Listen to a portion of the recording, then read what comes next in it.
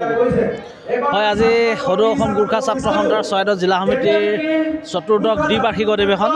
গতিকে আমি দ্বিবাৰ্ষিক অধিৱেশনৰ মুকলি সভাত উপস্থিত থাকিলোঁ।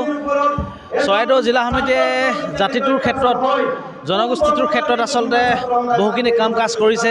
আমি বিগত দিনসমূহত আমি একেলগে কাম কাজ কৰিছোঁ। গতিকে আজি জিলা সমিতিৰ দ্বিবাৰ্ষিক অধিৱেশন, ইতিমধ্যে এখন নতুন সমিতি গঠন হৈছে।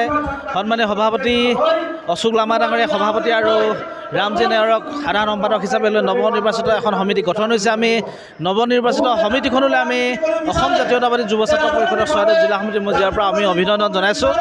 আমি এটা কথা আমি ক'ব বিচাৰিছোঁ যে বৰ অসম গঢ়োৱা স্বৰ্গদেউ চাওলুং চুকাফাই আচলতে কি কৈছিল, আমাক যে সাতৰাজ চামুৰি একৰাজ কৰি জাতিটোক বৰ অসম গঢ়ি থৈ গৈছিল। গতিকে বৰ অসমৰ এটা জনগোষ্ঠী হৈছে গোৰ্খা জনগোষ্ঠী। এই গোৰ্খা জনগোষ্ঠীৰ উত্তৰণৰ ক্ষেত্ৰত, শৈক্ষিক ক্ৰীড়া সাংস্কৃতিক ক্ষেত্ৰত উত্তৰণৰ ক্ষেত্ৰত, জনগোষ্ঠী উত্তৰণৰ ক্ষেত্ৰত কিন্তু চৰাইদেউ জিলা সমিতিয়ে কাম কাজ কৰিব লাগিব।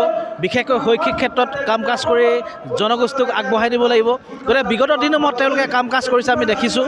গতিকে আহি থকা সময়তো তেখেতলোকে যিদৰে বিগত সময়ত কাম কৰিছিল, আহি থকা সময়ত অধিক শক্তিশালীভাৱে কাম কাজ কৰিব বুলি আমি আশা ৰাখিছোঁ।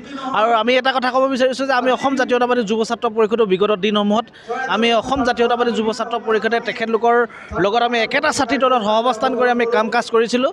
আমি আহি থকা সময়তো এনেদৰে কাম কাজ কৰি যাম বুলি আমি আজিৰ এই মুকলি সভাত আমি প্ৰতিশ্ৰুতি ৰাখিছোঁ। গতিকে সাংস্কৃতিক ক্ষেত্ৰত তেখেতলোকে যিদৰে বিগত দিনসমূহত বিভিন্ন ধৰণৰ কৰ্মশালা আয়োজন কৰিছিল, সাংস্কৃতিক ক্ষেত্ৰখনত আগবঢ়াই নিবৰ কাৰণে উঠি অহা প্ৰজন্মক জনগোষ্ঠীৰ উত্তৰণৰ ক্ষেত্ৰত, গতিকে আমি আশা ৰাখিছোঁ ঠিক তেনেদৰে কাম কাজ কৰি যাওক উত্তৰণৰ ক্ষেত্ৰত। গতিকে এই কথাখিনিকে কৈ আমি আজি এটা সুন্দৰ এটা অনুষ্ঠান, এটা সুন্দৰ এটা পৰিৱেশ, গতিকে সমূহ জনগোষ্ঠীৰ সমূহ কৰ্মকৰ্তালৈ আমি আন্তৰিক ধন্যবাদ আৰু আন্তৰিক শুভেচ্ছা জ্ঞাপন কৰিছোঁ।